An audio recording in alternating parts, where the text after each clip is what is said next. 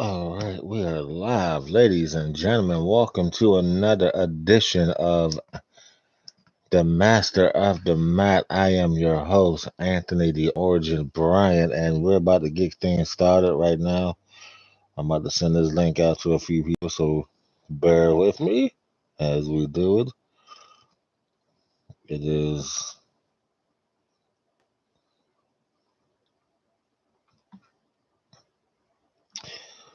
about to get real crowded up in the chats. Just a few minutes. Today, we're going to discuss the women's division in the WWE and how that division has changed professional wrestling and stands now, because that division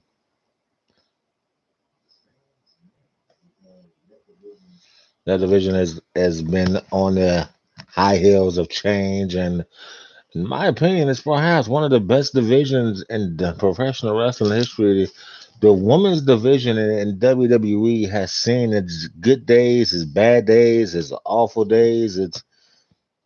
It's something about that women's division where the matches will have you intrigued, or it would just you don't want to watch. I mean, we can go all the way back to the fabulous Muda, who is perhaps the greatest women's champion of all time. Mula held that title longer than anybody in the WWE. Today, she had it for 10,170 days, total combined 28 years. Now, Fabulous Muda was a bad woman, and I mean she was a bad woman because she not only is she the longest reigning WWE Women's Champion, to my knowledge, she's also the longest reigning NWA Women's Champion.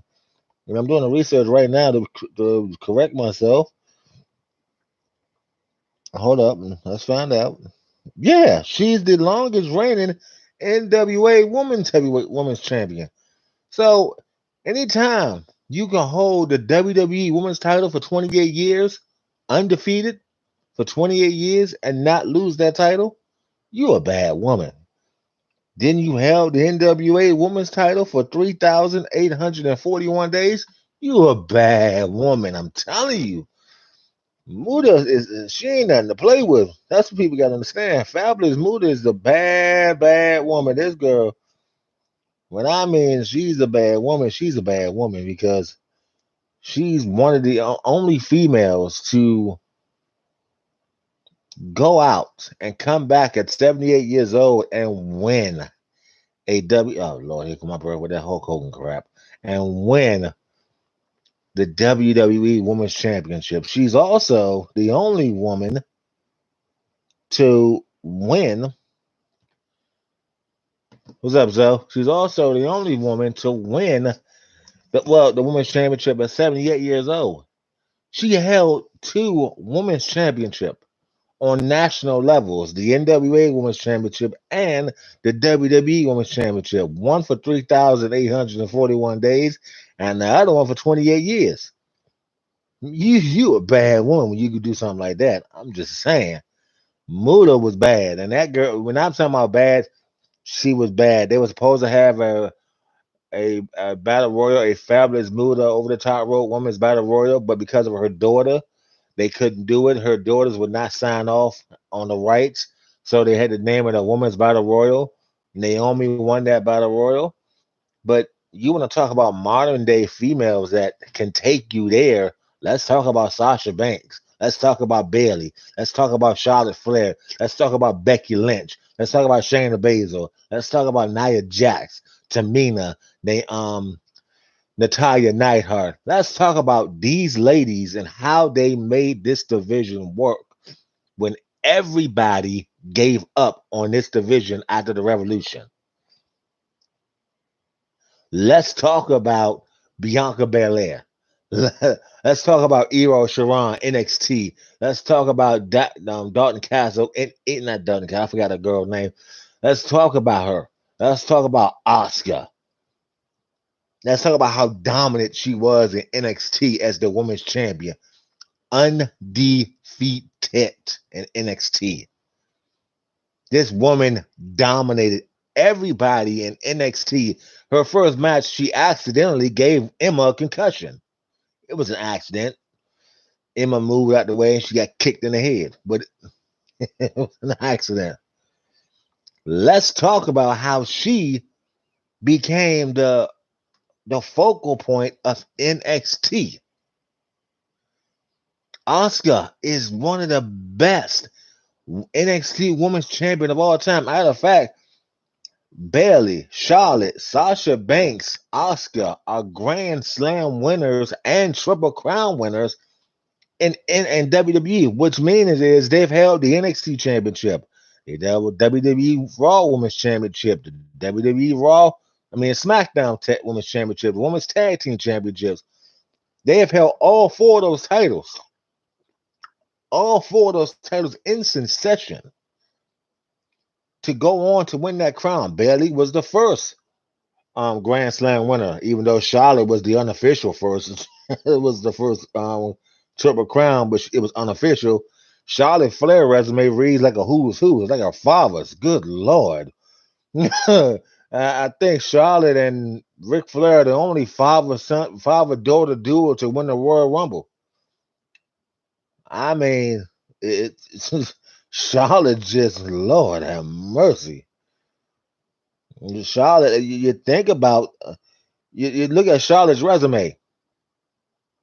Charlotte's resume reads Divas Champion, Women's Champion, SmackDown Women's Champion, NXT Women's Champion, Tag Team Women's Champion. Come on, man. How many other divas or women on that roster can say they did that? Nobody. Well, maybe Natalya, but she just won the SmackDown. She's a Women's Tag Team Champion. Well, maybe Natalya. Okay, it took Tamina 10 years to win the championship. Okay, Shayna Baszler and Nia Jax were the dominant women's tag team champions ever. And you look at, you want to look at it like this: Alexa Bliss was the first woman to hold both championships, Raw Women's Championship and SmackDown Women's Championship. The WWE Women's Division is stacked to the brim. And when I mean stacked to the brim, it's stacked to the brim. That division can't do no wrong, in my opinion. And I say my opinion because there may be a lot of people out here that may disagree with me when I'm about to say this. But I don't care what company you come from. I don't care what company you're in. If you can't stand up to the Queen Charlotte Flair, if you can't stand up to Bayley, you can't stand up to the man Becky Lynch, if you can't stand up to Sasha Banks, Shayna Baszler, Nia Jax, then you need to take your behind back to wherever you came from. I don't care if you came from Ring of Honor, Impact Wrestling, AEW. AEW Women's Division is nothing compared to WWE's Women's Division. Ring of Honor Women's Division is nothing compared to WWE's Women's Division. Impact Wrestling, well, as a matter of fact, Impact Wrestling champion is a former NXT superstar. Come on, think about it. Just think about it 1 second. NXT Impact Wrestling Women's Champion, their Knockouts champion, is a former NXT superstar. That shows you how important WWE's main roster or caliber superstar that they have is awesome. You want to talk about caliber superstars? Look at we're gonna get out the room. I'm gonna come back to the women's division. Let's talk about Friday Night SmackDown. Let's talk about what they're doing with the Swiss Superman Cesaro. Let's talk about. Hold on 1 second. Sorry about that, y'all. My headset acting stupid. It's fully charged. I don't know why it's acting stupid. Y'all can still hear me, right? If y'all can hear me, say yes. So I'm loving what they're doing with the Swiss Superman Cesaro. I'm loving what they're doing with the Usos and the Street Profits. I'm loving what they're doing this Friday coming up. The Usos, the Street Profits, two of the most dominant tag team in wrestling history. I cannot wait for that tag team matchup.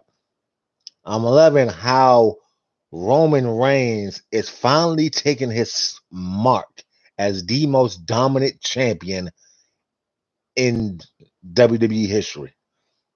I'm loving what they're doing over there on Friday Night SmackDown because they are giving guys that if they was on Raw, they wouldn't get this opportunity.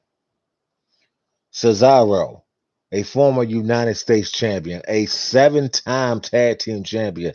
He's been tag team champion with Nakamura. He's been tag team champion with Sheamus. He's been tag team champion with Tyson Kidd. He's a former United States champion. Who would forever forget Cesaro's match with Sami Zayn in NXT? I wouldn't. That was classic. I mean, I love that match. I watch that match every chance I get. Cesaro, Sami Zayn, NXT, the first takeover, they tore it up. Okay, look at guys like, speaking of Sami Zayn, look at guys like Sami Zayn, who's a 2-time Intercontinental champion. You got Kevin Owens, a 3-time U.S. champ, 2-time IC champ, Universal champion. All KO needs is the tag team title. Who he gonna become tag team champion with? Who knows? He's a former Universal champion. Come on. Apollo Crew. I forgot. I don't know why I keep calling him Cruz. Apollo Crew, U.S. champ, Intercontinental champ. He didn't get that U.S. title until he developed this new edge that came out of him. He didn't get the Intercontinental title until he developed this new side of him. Big E. We all forget Big E's first reign when he defeated Curtis Axel for his very first Intercontinental Championship. But when he defeated Sami Zayn for his second Intercontinental Championship, who knew how awesome Big E was? All we knew was Big E joking around with New Day, flapping around, twerking. A grown man twerking, something wrong with that. It's just something wrong with that. I'm just going to say it. A grown man that size twerking is not natural. It's inhumane is what it is.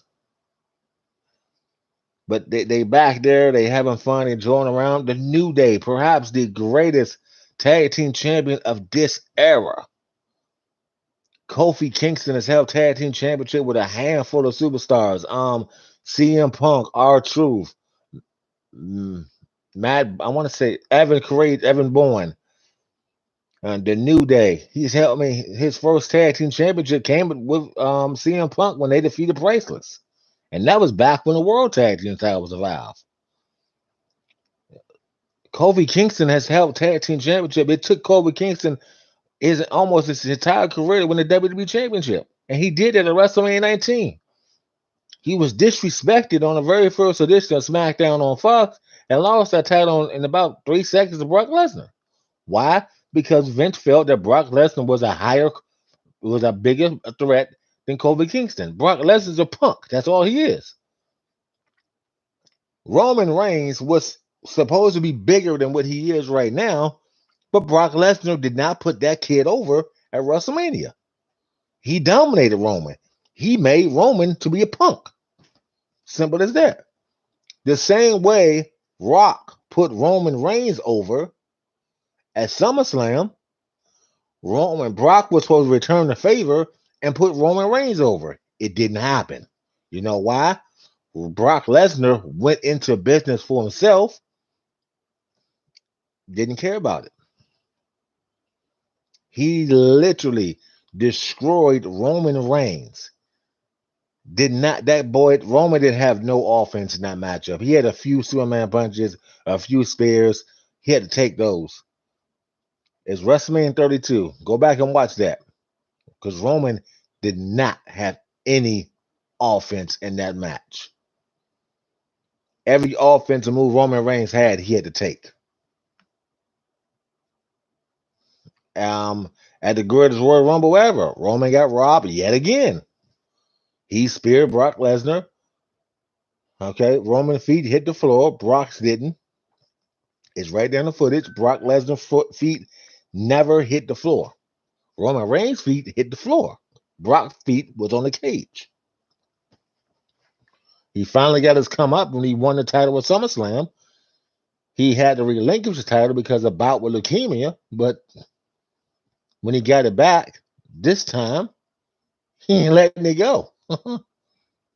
And I love the fact that he aligned himself with Paul Heyman. Because everybody knows you align yourself with Paul Heyman, you're going to be a champion for a long, long time. Paul Heyman just don't manage anybody. Paul should have a list of people in the Hall of Fame he has managed and that has become great superstars. Look at guys like Rick Rude. He managed Rick Rude WCW.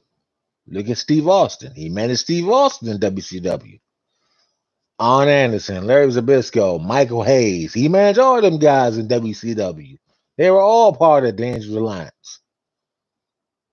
The Dangerous Alliance was the group to beat next to the Four Horsemen, but they were the group to beat.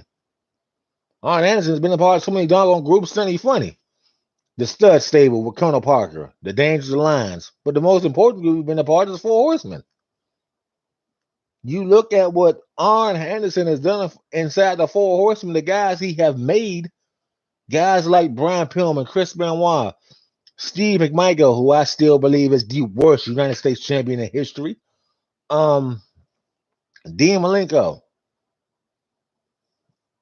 Look at the state of professional wrestling now, and look at the state of professional wrestling back then. Look at what Friday Night SmackDown is doing to main event Jey Uso. Yeah, but I don't think nobody cares about. It's a few members of the Horsemen nobody care about, and I know where you're going with that Paul Roman though. Arn carried Paul Roman as part of the tag team champion, but just like I know, Paul Roman and Sid Vicious was never wanted in the Four Horsemen. They were never wanted. Okay, you look at what they doing with main event Jey Uso. Yeah, that makes two of us. You look at what they doing with Jey Uso, Jimmy Uso. SmackDown's a whole lot better than Raw.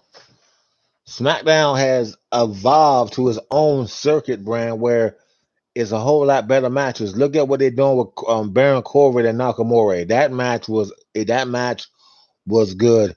Last night, not only did we see the return of the King of Strong Style, we saw the Nakamura of New Japan show up last night. Oh yeah, it's okay. You're gonna see. I guarantee you, they're gonna have a match for that crown, and Nakamura is gonna be the king sooner than later. Mark my word. And so the bloodline ain't coming. The bloodline is already here. I promise you that. Because this Friday, you're gonna see the Street Profits get their heads taken off by Roman, Jimmy, and Jay. You can almost see it coming. Paul Heyman is the mastermind behind the bloodline. Paul Heyman, and let's talk about Paul Heyman right now, the innovator of ECW. When Paul Heyman had ECW, he created guys like Taz, Shane Douglas, who in real life did not like each other. The New Jack, rest in peace, New Jack. Balls Mahoney, rest in peace, Balls Mahoney. Okay, guys like Chris Candido, rest in peace, Chris Candido. He gave guys like that an opportunity. Shane Douglas is the very first ECW World Heavyweight Champion. Now, here's something nobody ever knew. Douglas won the NWA World Title, threw it on the ground, and pronounced himself the very first ECW Heavyweight Champion. Why? Paul Heyman gave Shane Douglas. It was reported that Heyman gave Shane Douglas $50,000 to do that. Now, here's the upside about that. His take for winning that match was only $4,000 because NWA was going through some hardship at that time. $4,000. He took the $4,000 for winning that match. He also took the $50,000 Heyman gave him, held the title for a year before dropping it to Sandman. Sandman, who was the drunk of ECW, 5-time ECW champion. Okay, that's all. He was a tag team champion with Two Cold Scorpio, who wrestled in WWE as Flash Funk. I still don't know why they gave him that name, but he Scorpio, 5-time TV champion, 1-time tag champion.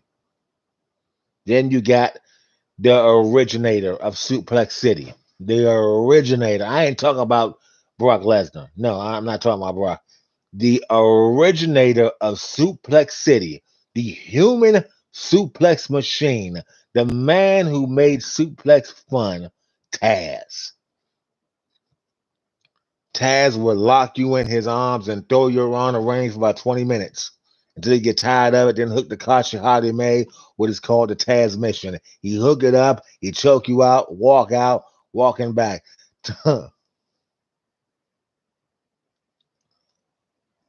Zoplex 3. Oh, Lord. Okay. uh, Joey Styles called Taz the most miserable bastard in ECW. Taz beat Shane Douglas in a minute and 45 seconds to win his first ECW television championship.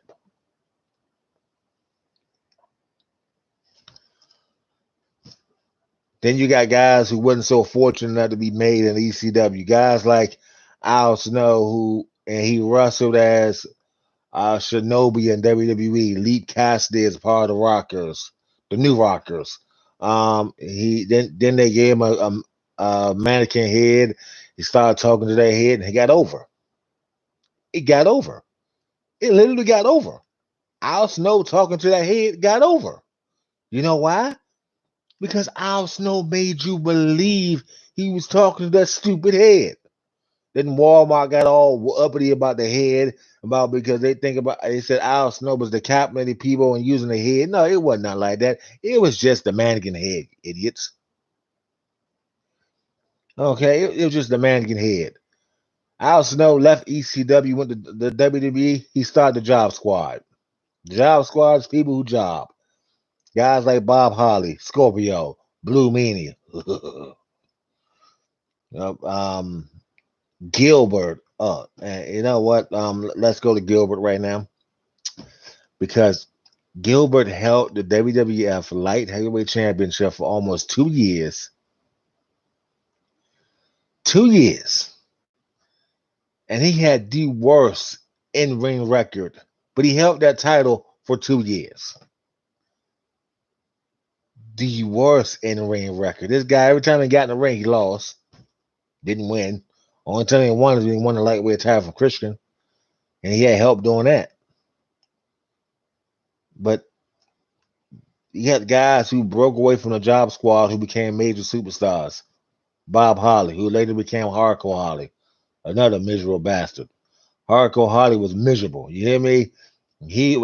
Hardcore likes no one, but he hates rookies. But you know what I mean by that? Hardcore Holly likes no one, but he hates rookies.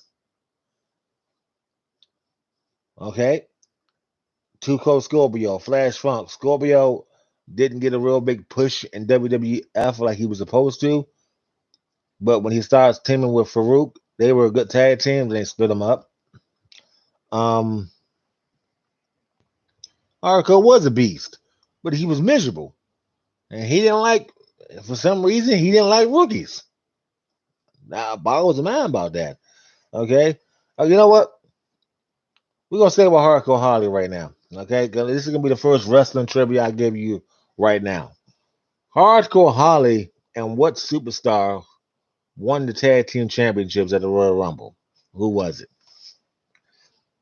Hardcore Holly was back when he was called Spark Plug Harley, and a superstar won the tag team championships at the Royal Rumble. Who was Hardcore Holly's tag team champion partner? Let's see who's going to answer this question. It's an easy one.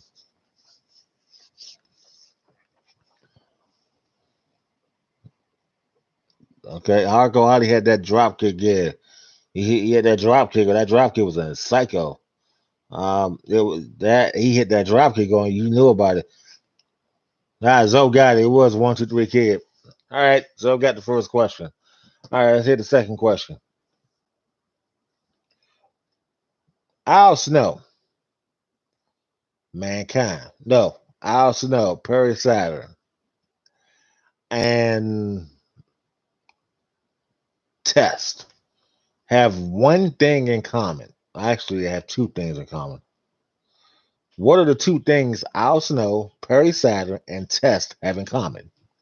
As a matter of fact, what are the championships Al Snow, Perry Saturn, and Test have in common?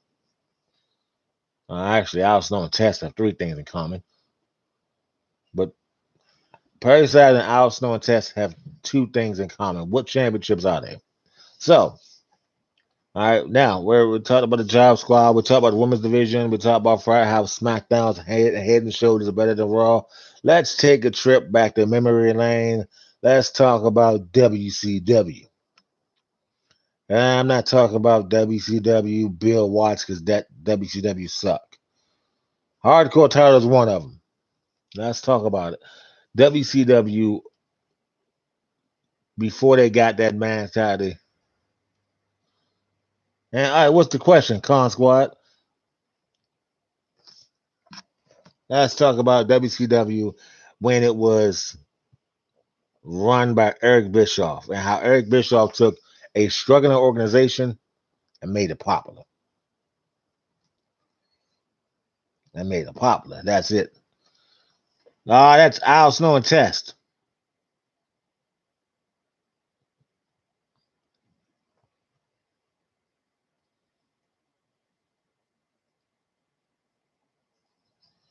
What is my thoughts on William Regal? Perhaps one of the greatest in-ring competitors ever. Regal. Okay, you brought up Regal. Let's talk about Regal. Regal started his career off as a Blackpool street fighter.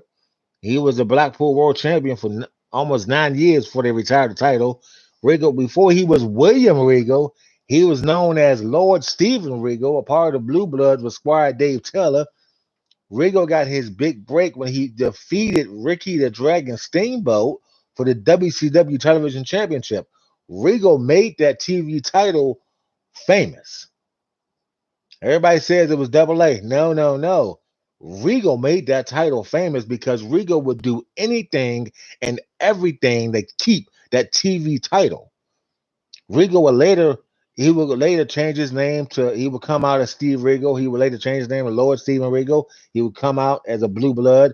The blue blood was a stable of three people. William Regal, the Earl of Robert Eaton, Squire Dave Taylor. Those were the blue bloods. They kicked out the Earl of Robert Eaton and it became Regal and Squire Dave Taylor. Regal would go on to have a backstage fight with Bill Goldberg. From what people don't know, Regal won that fight and got suspended for 30 days for winning that fight. It's all over the internet. Regal would later come to WWE. He would be called Steve Regal, the what was his name? The real man's man. The man, yeah, the man's man, the real man's man. He had the corniest theme song ever. He would drop the hard hat. He would pick up the blue blood access. He would drop Steve and add William Regal to his name and had a heck of a career for himself. Regal's first championship in WWE was a European championship where he defeated Al Snow for it. As a matter of fact, William Regal and D'Lo Brown are the only four-time European champions. But to be exact, William Regal Championship's achievement reads as the following. He's a four-time WCW TV champion. He's a four-time European champ, two-time Intercontinental champ, two-time Hardcore champion. He's a three-time World Tag Team champion. Once with Tajiri. No, two with Tajiri. Once with Eugene. He is the King of the Ring winner. Regal is currently serving as the general manager for 205 Live and NXT and doing a fine job with both of them. Any more questions? My thoughts on William Regal as follow. William Regal should have been a world champion. He should have been a world champion way before now. He should not retire without a world title reign But knowing WWE, probably will.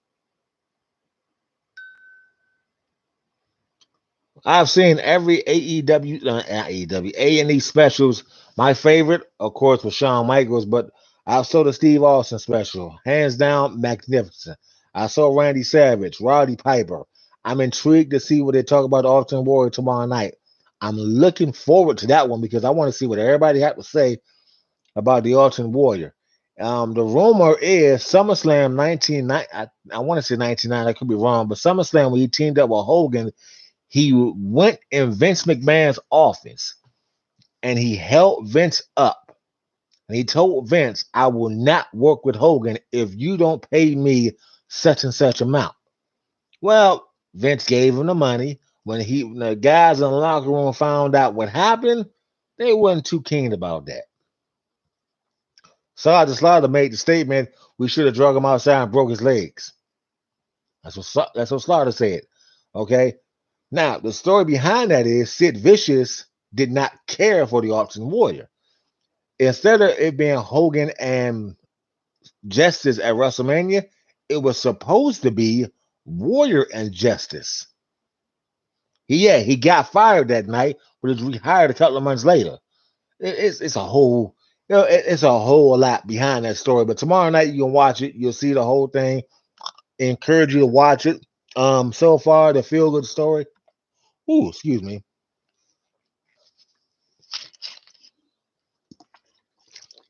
So far, the feel good story with Shawn Michaels, Randy Savage, and we all knew how possessive he was of Miss Elizabeth.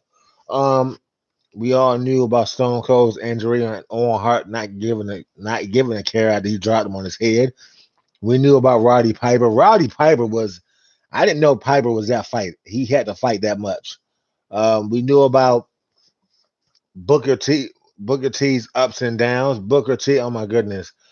Booker T took a career that was jailbound and made himself a huge superstar, bigger than what anybody says. He started from Harlem Heat. When Stevie Ray got injured, he went on to become a multi-graph superstar, and he deserves to be a two-time Hall of Fame. All right, Com Squad, what's your question? All right, before Com Squad answers his question, the question I answered was Perry Saturn, Al Snow, and Test have two things in common. Zoe got one of them. So since nobody got the other one, Perry Saturn, Al Snow, and Test are all former hardcore and European champions. As a matter of fact, Test is a two-time hardcore champion. He won the title in MSG and lost it the same night to Mike Awesome in MSG in the Invasion storyline. How about that? So tomorrow night, A&E special, 8 o'clock Eastern time. The Ultimate Warrior comes on. It's going to be a treat. I think it's going to be a treat. I cannot wait to see how they play this out. I do know Warrior's wife is still under contract with WWE. She's still getting a paycheck from WWE. She has a lifetime contract, what was said. But yeah, so yeah, he was underrated. He was underrated in WWE and WCW. Perry Saturn was a TV champ and tag champ in WCW. He was a European champ and hardcore champ in WWE. He should have been more, but he wasn't. Now WWE or WCW didn't see that in him. When Perry Saturn got hired, he got hired right alongside Chris Benoit, Eddie Guerrero, Dean Malenko, and Perry Saturn. All four of them came on as the Radicals. Dean Malenko struck gold first when he won a lightweight championship. Now, when he won the lightweight championship, Chris Benoit, Eddie Guerrero, Chris Benoit won the Intercontinental Championship at WrestleMania 2000. Eddie Guerrero won the European title the night the night after WrestleMania when China turned on Chris Jericho. Perry Saturn defeated Eddie Guerrero for the European Championship. Al Snow defeated Perry Saturn for the European Championship, and it goes on and on. But Perry Saturn was so underrated, it's not even funny. Dean Malenko, he's now a producer for AEW after it was released from WWE. We all know what happened to Chris Benoit, sad but true. But that's about it. What Oscar injured and New Japan fusing the two titles into one. Okay, so Will Ospreay injury. I hope him a speedy recovery and them infusing the IWGP and Intercontinental Championships. Stupid idea. Real stupid idea. That belt looks like the WWE Championship now. I'm gonna try to bring a picture up for you. That IWGP title looks like the WWE Championship now. Stupid idea. Just the stupidest idea. I'm gonna tell you why it's a stupid idea. You gonna merge. You're gonna merge your Intercontinental title with your World Heavyweight title and make one big title. Real stupid idea. Real stupid idea. Okay, Will Ospreay suffered he broke his neck, and they try to say it was a soft break. No, it wasn't a soft break. It was a whole break. He broke his neck. He laid there motionless for about 30 minutes and thought he was dead, to be honest with you. But he finally moved around. He broke his neck. He's going to be out for close to a year. Um, with them fusing the titles together, it's not a good idea. Um, I get back to your question 1 second, Butch. X Pac is in the Hall of Fame with DX. Perry Saturn, not yet. He deserves to be, but not yet. So this is a copy. If y'all can see this, this is the new IWGP title. That title looks like the WWE Championship. Tell me it don't. That is the IWGP Heavyweight Championship. That belt looks like the WWE Championship. Whoever designed that belt be drug out the street and beat up. That is the ugliest looking title I've ever seen in my life.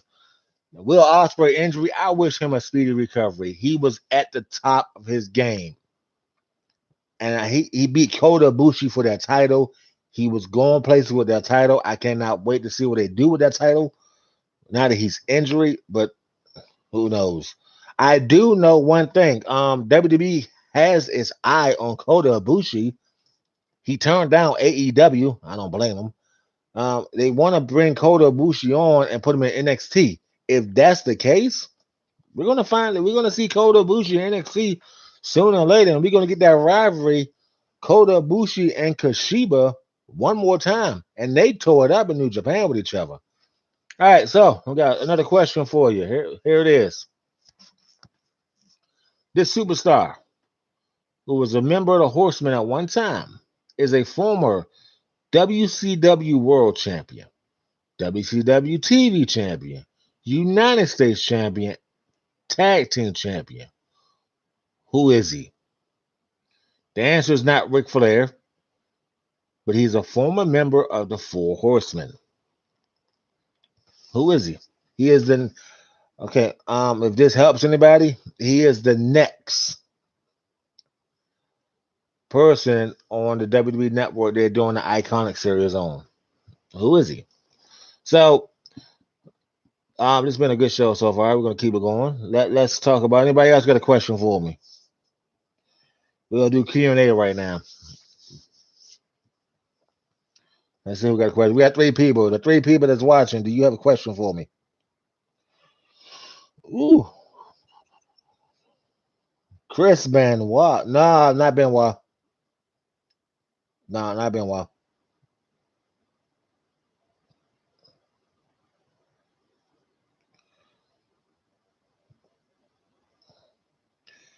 I'm gonna give you a hint. He fought in the main event at 1 year at SummerSlam. If you don't know who it is, then you just short.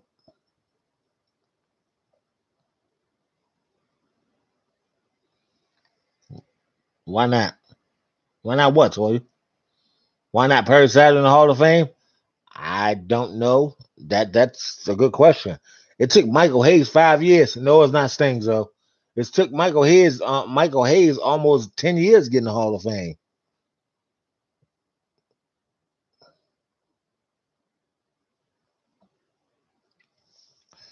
All right, so we're going.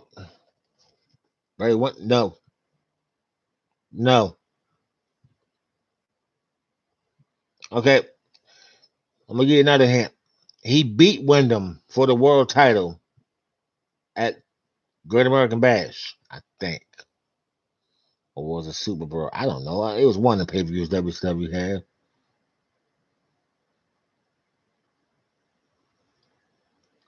He beat Wyndham for the title, but it was vacant at the time. He beat Wyndham for the title. Lex? Yes, Lex. How the heck did you know that? Anyway, it's Luger. It's Luger. Yeah, much Luger. All right, so we're gonna get right back into it. Let's talk. Since we talk about Luger, let's talk about Lex Luger. Lex Luger is about to be honored. It was Luger. It was Luger. Um,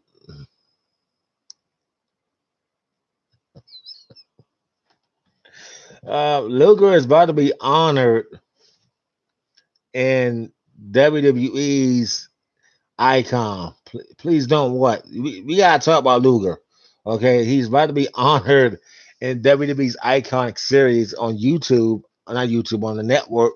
He's the next person up, and Luger's had a fascinating career. Uh, okay, I'm kind of lying, but he's had a mediocre career. Okay, he's a two-time WCW champion, a four-time United States champion, two-time tag team champion, a two-time TV champion. He's a co-winner of the Royal Rumble. How do you become a co-winner of Royal Rumble?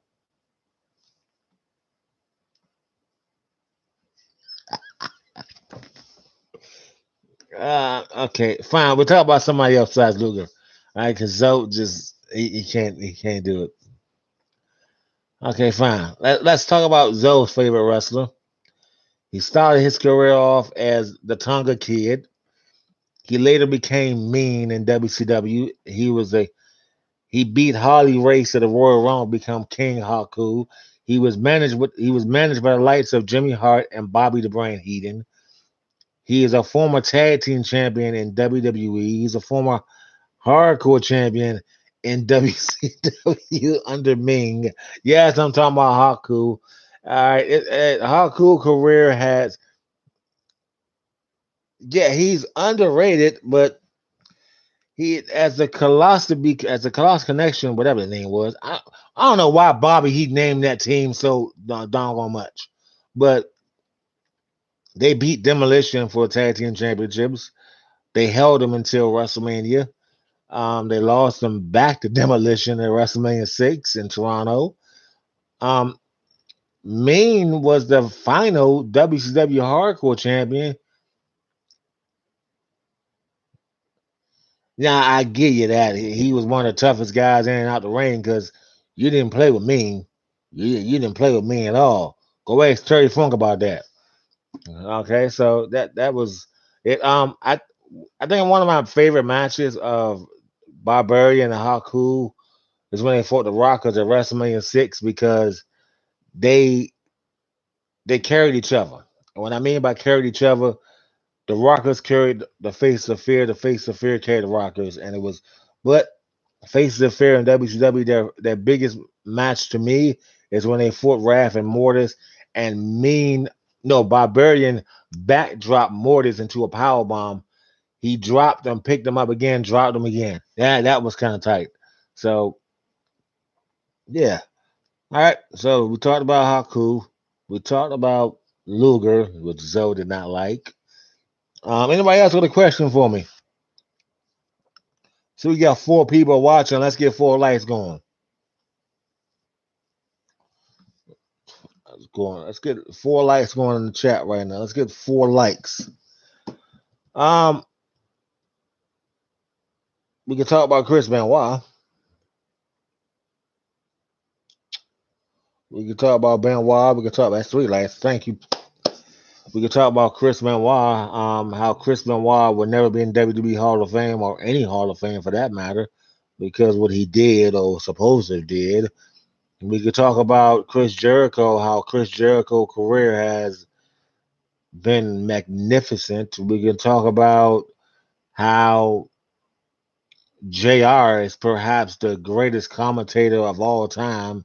I don't care who you are. You can be, I don't care what company you're in. Marty Jannetty is currently serving probation in Georgia for a murder charge that he admitted to. He's serving a probation and he's doing house arrest for it. To tell you the truth, we could talk about the best of seven series with Benoit and Booker T, which happened twice in WWE and WCW. We could talk about a whole lot of stuff.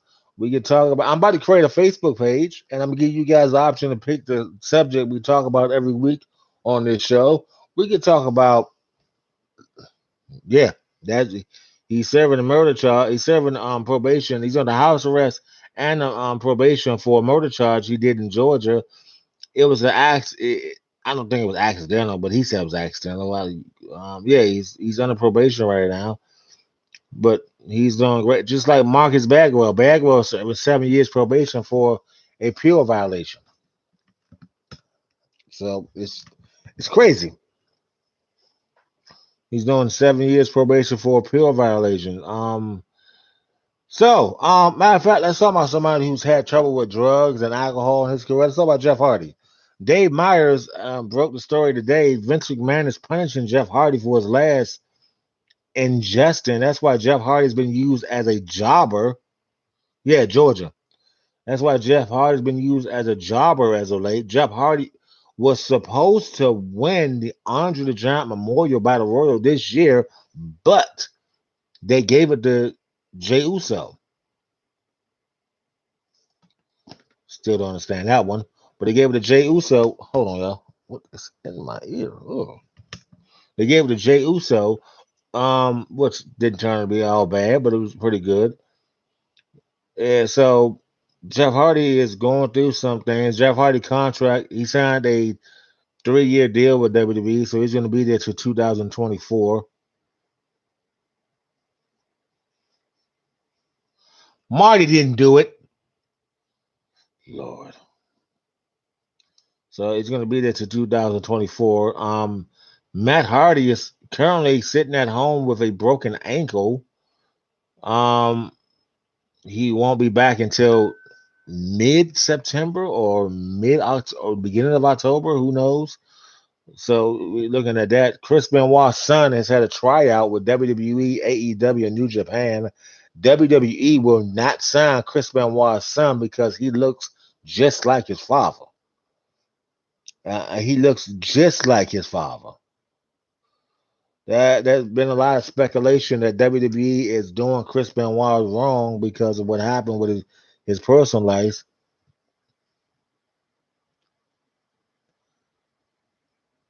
Oh Lord, Marty Jannetty did not kill Chris Benoit and his family. At one point, he said Sullivan did it. Anyway,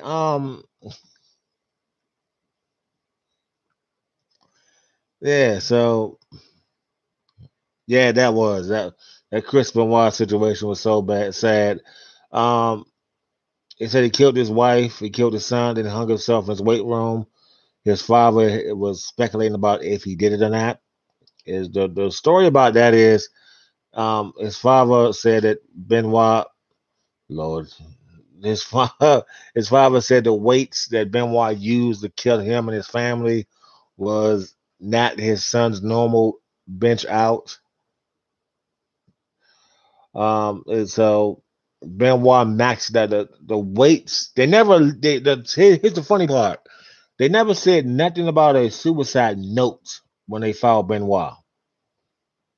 They never said nothing about a suicide note. All they kept saying was they found 3 Bibles, one by Nancy, one by Daniel, and one in the weight room where he killed himself. But they never said nothing about a suicide note. And I find that kind of odd because normally in suicide they have a suicide note explaining why they did what they did and why they killed themselves. But you didn't find that with Chris Benoit. Ever since Benoit supposedly committed murder suicide, double murder suicide, WWE has blackballed Benoit Yeah, it don't. It really don't. It don't. Bruce Pritchard did not kill Chris Benoit. What is your problem? It don't make sense at all. The suicide notes, there was no suicide notes in nothing at all. Chris Benoit's father quoted, "My son did this." He would have wrote an explanation why he did this, but there was no explanation why he killed Nancy or Daniel. So I do know that they said he was had enough steroids in him to take down an elephant, but that's impossible because he passed the drug test for WrestleMania Backlash, Judgment Day, and Night of Champions. So how did he have that much steroids in him and WWE did not catch it? Come on, y'all. Look at the clues right there. You got to clear. You got to do a drug test for WrestleMania. You got to do a drug test for Backlash. You got to do a drug test for Judgment Day. You got to do a drug test for Night of Champions. Benoit passed all them drug tests.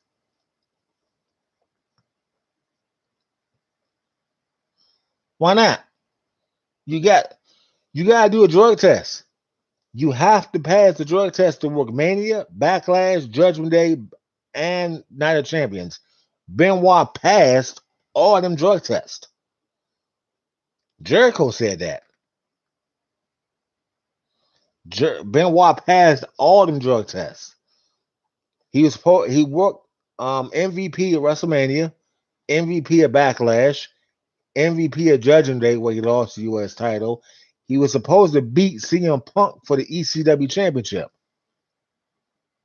Oh well, yeah, a lot of people don't believe that.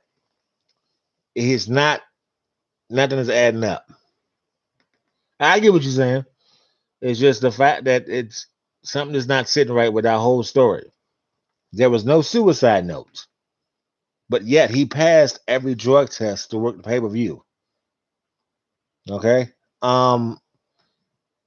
Okay. You know what? If anybody has Vice, go back on Vice and watch. It's a two-part episode of the Chris Benoit story. Watch that story, and there's a lot of stuff that they tell inside that story. Also, if you got Vice, you can download the app and watch all of them. Watch the New Jack story. That New Jack is something else. I'm telling you, that boy New Jack is a crazy man. So, but the whole Chris Benoit situation is crazy. It shouldn't. It happened. I pray to God that they find out the truth before it's too late. Whoever did it, come forward. But it's crazy. Monday night on Raw, you saw Kofi Kingston upset Bobby Lashley.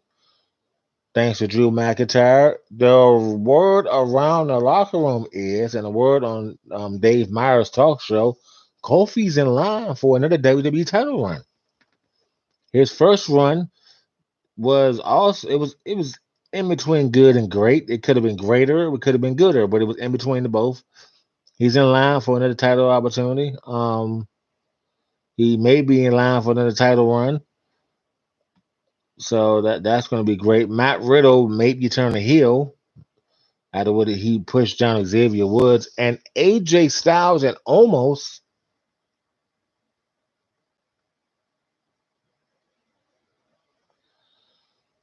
I'm here for that.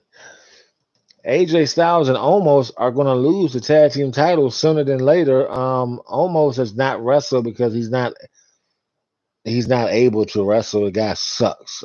He's just big and strong and they can't. Yeah, I don't know. Also, this week, WWE released another handful of superstars. Jessica Duke, who's a part of Four Horsewomen. Velveteen Dream, which was a huge mistake on WWE part. After his 90 days non complete, that guy don't go anywhere. Velveteen Dream is the longest reigning North American champion. Longest reigning. They released also Alexandra Wolf. Wolf was on his way out anyway. We all saw that.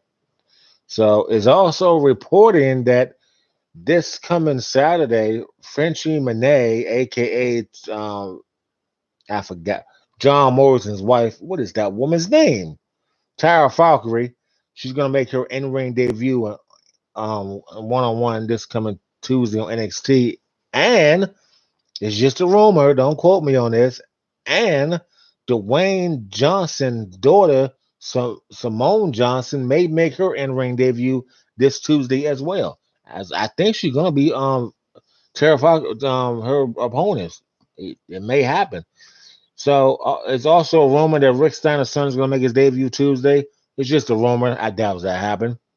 But until then, until next Saturday, I'll see you then. I will be. I don't know. I'm thinking about doing a review on Raw Tuesday afternoon. I'm thinking about. I really am. I'm thinking about doing a review on Raw and a review on NXT Tuesday. So if I do a show Wednesday and I do a show Tuesday afternoon for a review on Raw and review on NXT, I think I'm gonna do that too. I think I'm gonna do that. But I'll keep y'all posted. Thank y'all for joining me today. I will see y'all next Saturday. This has been the Master of the Mat. I am Anthony, the Origin Bryant. I will see you guys next Saturday. If I do a show on Tuesday and Wednesday, I will send the link out and I'll let you know. Until then, I'll see you guys then. Be blessed.